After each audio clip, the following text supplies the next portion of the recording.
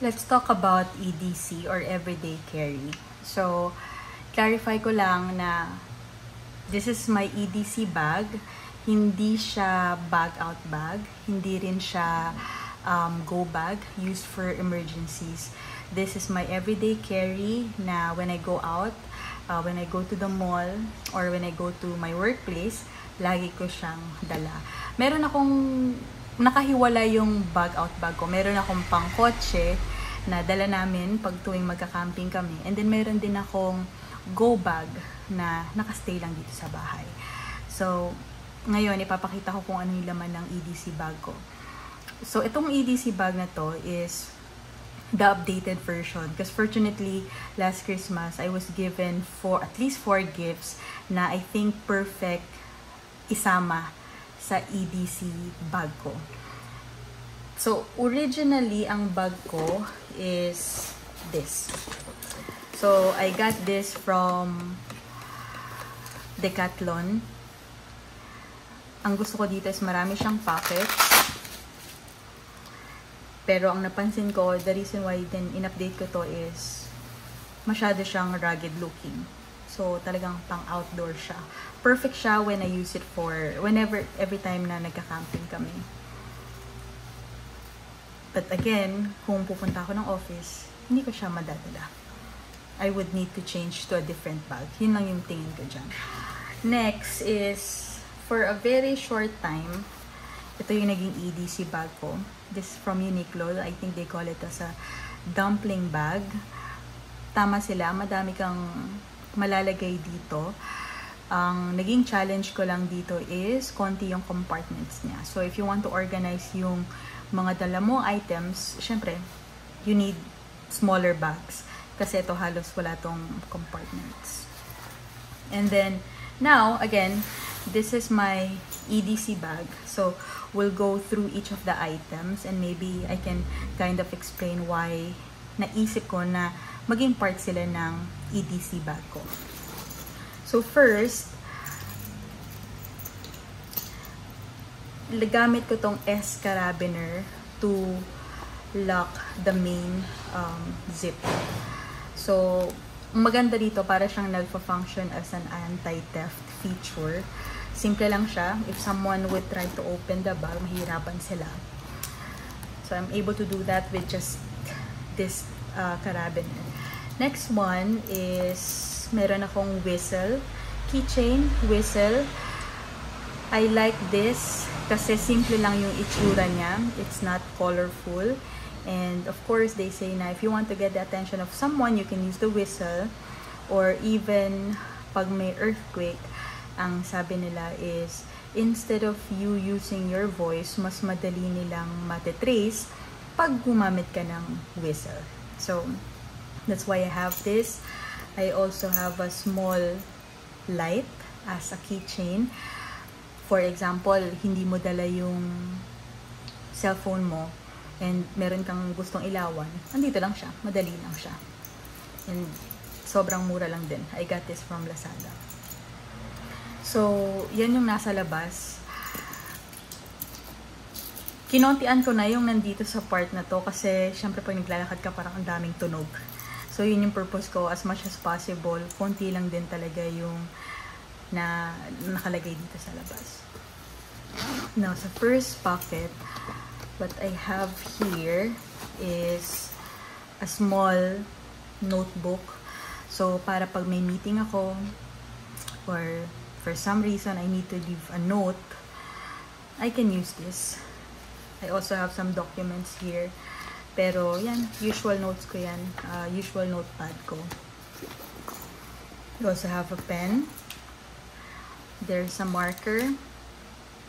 And then, the pen is here.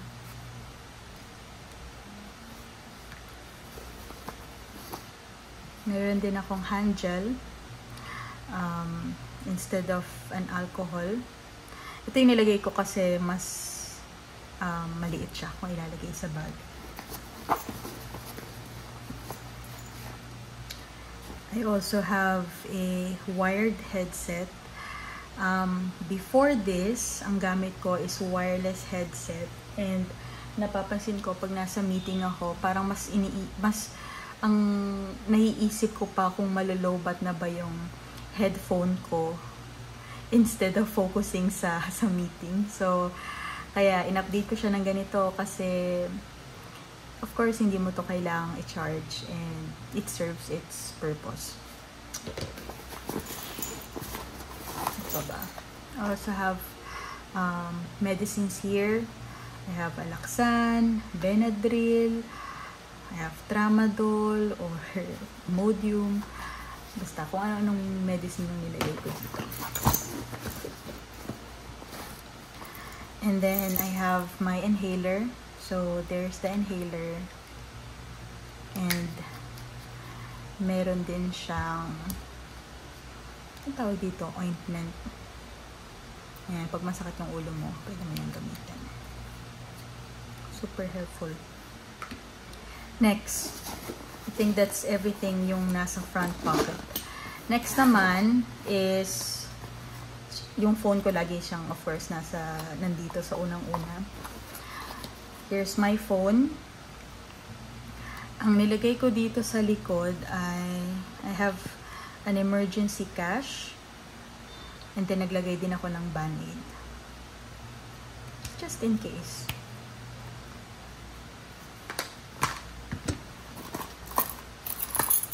Car keys. Ang nilagay ko dito is, I call this the life-saving medicines. Especially nandito yung pang-allergies. So, let's say nasa restaurant ka, at least you're very sure na meron kang dala para maiwasan mo na may mga makalimutan ka pa. Kaya lang nasira ko siya ngayon.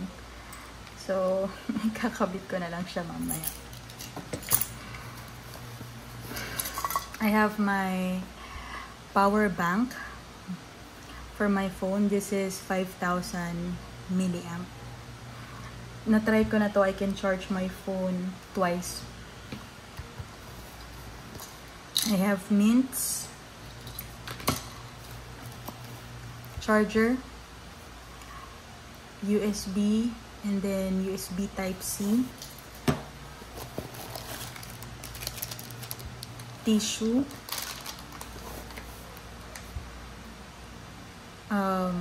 charging cable. So, itong organizer is from Uniqlo. Pwede rin tong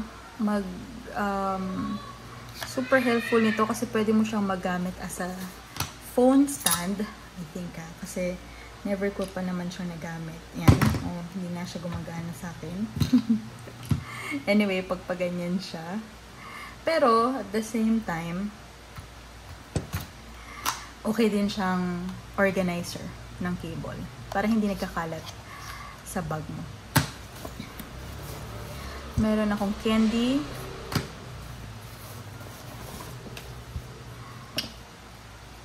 This wallet is also a gift.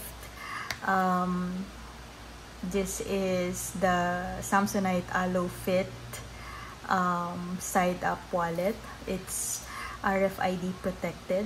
So, para maiwasan yung wireless identity theft. So, yan. Ginagamit ko rin siya sa wallet.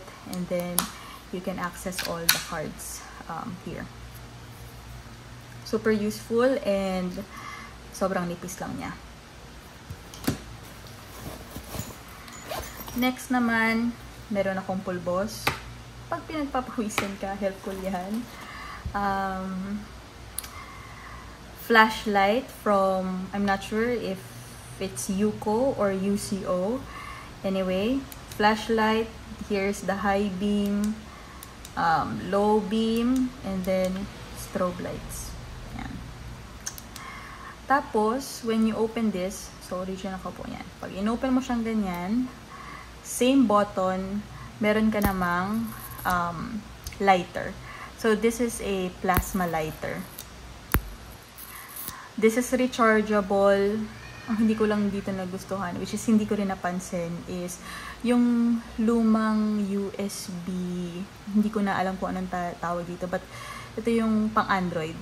na charger. So, of course, kailangan mo lang ng specific cable to charge this lighter. Yan.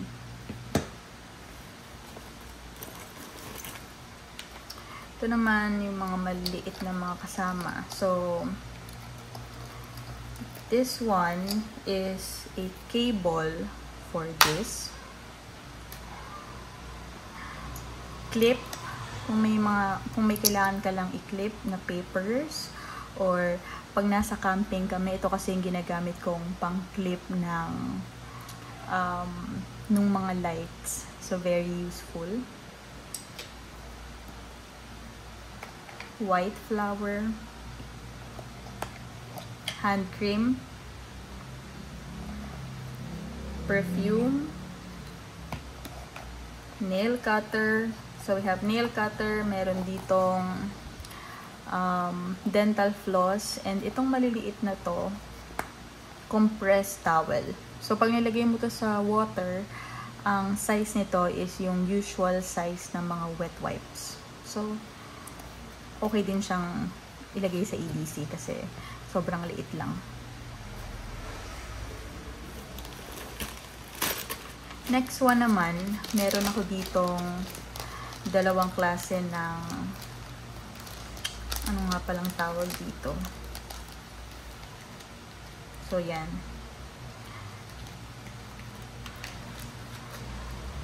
Kalimutan ko ang tawag.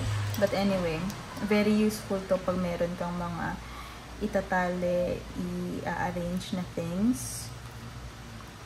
So, yan. Nakastock lang to sa bahay. So, naglagay na din ako nito. Meron din akong dalawang mask. Just in case, you know, when you, for example, nasa isang lugar ka na kunyari maraming umuubo, or for some reason nire-require nila ng mask, at least you have, you know, you have your mask that you can use.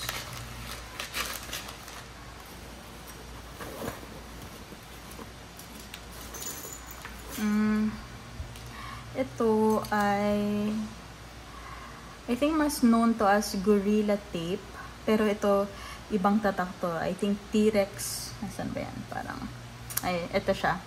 T-Rex Strong Tapes. I think nabili ko to sa Ace Hardware or sa True Value. Sobrang useful. And then, sobrang stronghold nitong tape na to. Sa ibang EDC na napapanood ko, ginagamit nila to pag may emergency. For example, may sunog and kailangan mong i-cover yung all sides ng door, ang gamit nila yung mas makapal na tape. But, of course, this can also work. So, ang ginawa ko na lang, kumuha ako ng hindi ginagamit na card, and then nilagay ko siya dito. Para pag nilagay ko sa bag, konti lang yung space na kailangan niya. Ito, gift din to sa akin. Victorinox Explorer. Ang meron ako talaga is ito rin. Bigay sa akin to a few years ago. Ito naman is nasa isang go bag dito sa bahay. So marami kaming go bag sa bahay. At least 3 go bags for 3 people na nakatira sa bahay. And ito, nilagay ko na to doon. Sobrang helpful nito and useful for the past years. Pero since binigyan ako nitong multi-tool na to, then ito na yung gagamitin ko. Yan, naglagay din ako ng S-carabiner just in case gusto ko siyang isabit sa bag ko or sa pantalon ko or kung saan man. Ayan. Ayun. That's everything na meron sa aking go bag. Mali. That's everything na meron sa aking EDC bag. Let me know. Well, for me, of course, marami din akong i-update dito. For example, this one, maybe pag in the future nakahanap ako ng mas maliit na lighter and flashlight all at the same, you know, with the same features or even more features, syempre mas papalitan ko to kung mas maliit siya. Itong cables, papalitan ko rin to kasi may nakita ako sa Lazada na I think 4-in-1 or 6-in-1 na meron ka na ng iba't ibang cable types na magnetic lang siya, maliit lang siya. So I think this one mapapalitan na to next week. Ito lang kasi yung meron ako, and this is MagSafe, which obviously pang sa phone ko lang siya, pero kung may mag-charge, kung meron akong ibang need na i-charge na ibang gadget, hindi ko natin magagamit. So malaki yung chance na palitan ko rin to sa usual power bank na mas maliit lang. Ano pa ba? I think that's it. Yun lang yung iniisip ko na papalitan ko. But everything works for me. Very useful siya sa araw-araw. So there, that's the EDC items inside my EDC bag.